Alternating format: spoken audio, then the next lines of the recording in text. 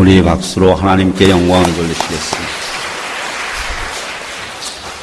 명절을 잘 지내신 줄로 믿습니다. 저는 여기 와서 여기가 농촌인 줄 알았어요. 농촌인 줄 알았는데 수도권인 것 같더라고요.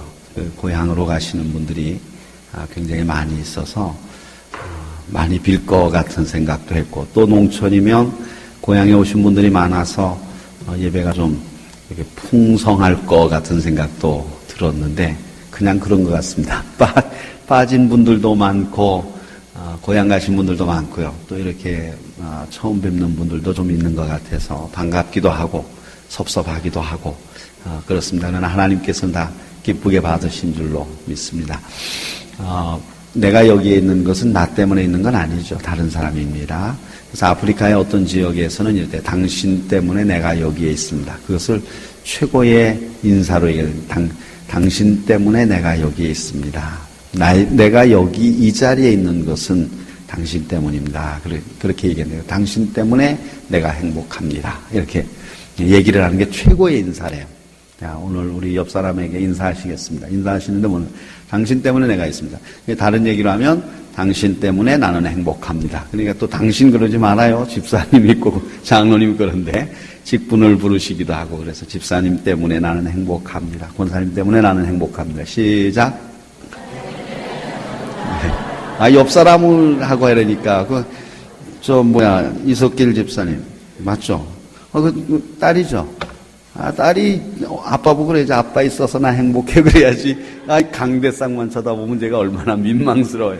자, 옆 사람에게 다시 인사하겠습니다. 당신이 있어서 행복합니다. 시작. 난 내 딸이 있어서 행복해. 이렇게 인사하는 게 가장 좋은 인사라고 그렇게 얘기를 합니다. 언젠가 고속도로에서 이 명절 지나면요, 이게 사람들 잘못 생각해서 그래요. 명절 지나고 이렇게 귀성하는데 사고가 제일 많이 난대요. 다른 때보다. 우리나라 사람은 이상한 글들만 요즘 인터넷에도 올라와 있더라고요. 시댁에 먼저 갈 거야? 아니면 친정 먼저 갈 거야? 거기 가서 하루 있으면 여기도 하루 있어야 되고, 이걸 똑같이 구분을 한다고 그러더라고요. 그래가지고 그걸 가지고 이제 자존심 싸움을 한대요. 친정 가서 싸우고, 친정 가서는 대부분 안 싸우는 거 같아요, 요즘. 근데 시댁 가서 싸우는데, 그래, 시댁 가서 싸우고, 기분 나빠서 고속도로 오다가 사고 난대요. 사고율이 그래서 더 많대요. 다른 때보다, 이렇게 명절을 지내면서 마음들이 상해가지고 사고 나는 경우들이 많이 있다고 이렇게 얘기를 하더라고요. 마음 상하지 않길 바랍니다. 고속도로에서 교통사고가 난 것에 대한 기사를 읽어본 적이 있는데, 한 젊은 어머니가 어린 자녀들을 데리고 택시를 타고 가다가 트럭에 부딪혀서 죽은 사고였습니다. 그런데 놀라운 것은 트럭에 부딪힌 자동차가 완전히 부서지는 상황에서도 그 젊은 엄마가 아이들을 꼭 끌어안고 있어서 두 아이들은 무사했다는 거예요. 이 두 아이들이 건강하게 살아가는 것은 아마 전적으로 그의 어머니의 희생에 의해서 살아가는 것이라 이렇게 생각을 합니다. 어쩌면 오늘 이곳에 있는 저나 여러분 모두는 다른 사람의 희생을 통해서 이 시간까지 우리가 지탱해 왔고, 다른 사람들의 사랑과 헌신을 통해서 오늘 이 자리에 있는 줄로 믿습니다.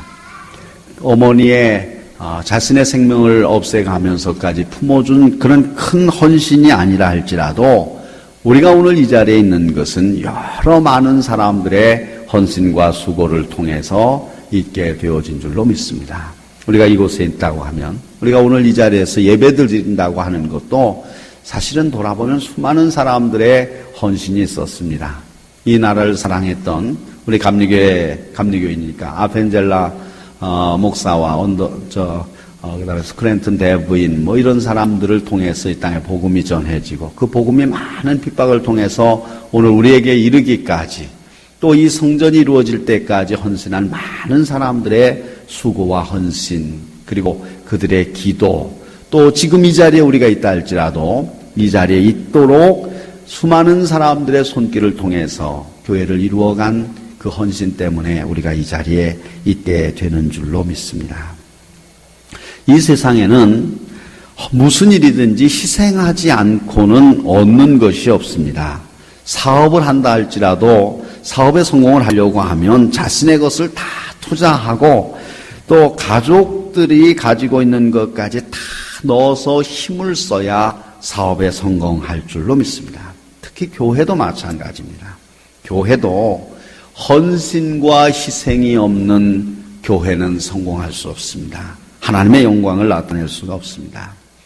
교회가 방향을 설정하고 표를 만드는데 대부분 섬기는 교회, 사랑하는 교회, 희생하는 교회 이렇게 목표를 정한다 할지라도 목표를 그렇게 정했다 할지라도 그 목표에 따라서 목사와 임원들이 또 성도들이 섬기지 아니하고 사랑하지 아니하고 희생하지 아니하면 그 목표는 세우나 마나합니다.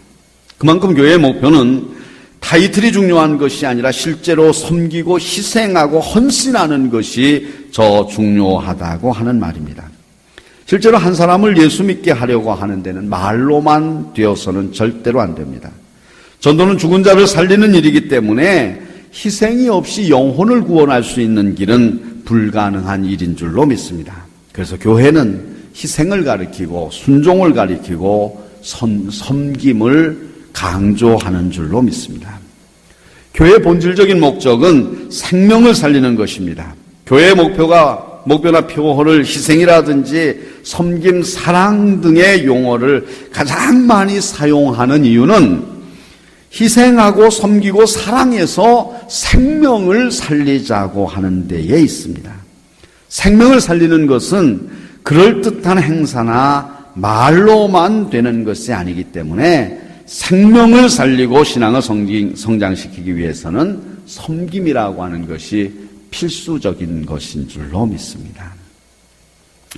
기독교인들은 섬김을 통해서 교회를 부흥시켜야 됩니다. 제가 셀을 공부할 때에 셀을 집에서 공부할 때 전 독학을 늘 좋아해요. 어떻게 하다 보니까 독학을 좋아해서 어디 가서 교육받는 것보다는 혼자 공부하는 것을 좀 좋아하는데 공부한 것도 있고 못한 것도 있습니다. 근데 셀을 보면 셀의 대표적인 일들이 여러 가지 대표적인 예가 있어요. 중남미의 이야기라든가 또 인도네시아 이야기라든가 우리는 참 이해하기 어려운 일들이 많거든요. 그게 뭔가 하면 세계에서 제일 크게 부흥하는 교회들 있을 거 아닙니까? 그렇죠? 세계에서 제일 크게 부흥하는 교회, 세계에서 제일 큰 교회 어느 교회예요? 아닙니다. 착각입니다. 여의도 순복음교회는 한동안 세계에서 제일 큰 교회였고 이제는 세계에서 제일 큰 교회라고 말하지 못합니다. 세계에는 더 크고 놀라운 교회들이 많이 세워지고 있어요. 싱가포르라든가 인도네시아 또 중남미 쪽에 수십만 명씩 모이는 교회들이 막 세워지고 있습니다. 우리가 관심이 없어서 그렇지. 우리는 자꾸 처져가는데 그쪽으로는 부흥의 열정이 있고 부흥하는 것을 볼 수 있어요. 근데 나름대로 특징들이 있는 것을 볼 수가 있습니다. 그런데 세계 최고 교회들이 그렇게 세워지는데 우리가 이해하기 참 까다로운 것은 뭔가 하면요. 핍박이 있는 곳에 세워진다는 거예요. 이상하죠? 기독교 국가의 세계 최고의 교회들이 세워지는 것이 아니고 이슬람 국가의 인도네시아 같은 경우 이슬람 국가 정중앙에 그 가장 중요한 핍박을 받는 그곳에 세계 최대의 교회들이 세워진다는 거예요. 이해가 안 되죠? 교회는 살아있어야 됩니다. 교회는 살아있어야 돼요. 셀이라고 하는 것은 살아있는 교회를 얘기하는 거예요. 모든 교회에 지체된 지체들이 살아서 움직이는 교회가 셀교회예요. 그 교회들이 부흥합니다. 근데 또 놀라운 것은요. 중국 같은 경우에는 소수민족 가운데에 한 민족이 6천만 명의 그리스도인을 가진 소수민족이 있어요. 자치.